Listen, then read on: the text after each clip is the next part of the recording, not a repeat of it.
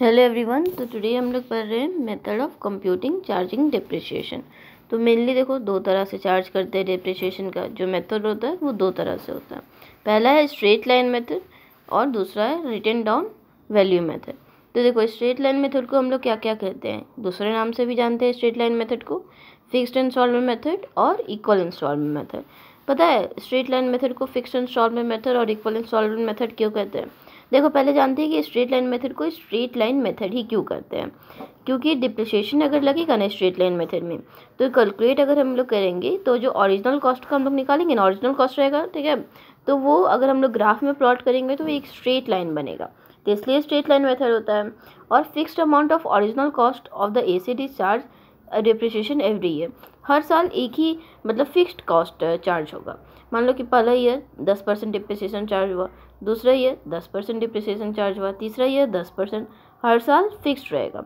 इसलिए straight line method को fixed instalment method भी कहते हैं। और equal instalment method, equal instalment मतलब इक्वल लग रहा है, पहला ईयर अगर 10% लग रहा है, दूसरा ईयर भी 10% लग रहा है, तीसरा ईयर भी 10% लग रहा है, इक्वल लग रहा है, इसलिए फिक्स स्ट्रेट लाइन मेथड को फिक्स्ड इंस्टॉलमेंट मेथड और इक्वल इंस्टॉलमेंट मेथड भी कहते हैं। अब देखो, it should be noted that in this method fixed proportion of original cost of acid is written off yearly so as to reduce its cost or zero or scrap value at the end of its useful working life।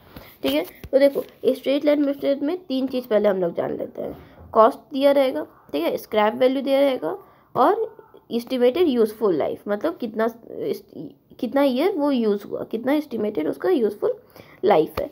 तो देखो depreciation अगर scrap value दिया हुआ ना, पहले जानते हैं scrap value क्या होता है। पता है स्क्रैप वैल्यू क्या होता है? अगर कोई भी प्रोडक्ट है उसका जो लास्ट वैल्यू है, लास्ट उसका जो प्राइस है, जैसे कि हम कोई प्रोडक्ट खरीद लिए, 50 रुपये का पेन मान लो खरीद लिए, ठीक है, फर्स्ट ईयर उसका प्राइस घट के 40 हो गया, दूसरा ईयर घट के 30 हो गया, तीसरा ईयर घट के 20 हो गया, चौथा ईयर घट के 10 हो गया।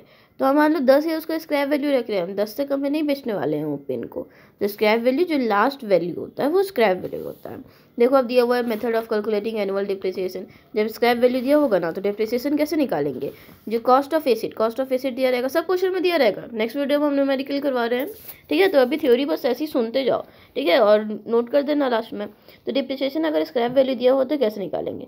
तो depreciation is equal to cost of asset का जो कॉस्ट है वो दिया रहेगा, उसमें से माइनस कर देंगे स्क्रैप वैल्यू को और डिवाइड कर देंगे estimated useful life of the acid को, ठीक है। तो निकल गया, ठीक है, useful life of the acid 5 साल चला एसिड, 4 साल चला, तो वो लिख देंगे। अगर स्क्रैप वैल्यू दिया रहेगा तो ऐसे निकालेंगे। जब स्क्रैप वैल्यू नहीं दिया तो डिप्रिसिएशन इज इक्वल टू क्या होगा? Original cost into rate of depreciation upon 100। Original cost मतलब 50 है, रेट ऑफ डिप्रिसिएशन 10 है, तो उसको डिवाइड कर देंगे 100 से, तो निकल जाएगा स्क्रैप वैल्यू।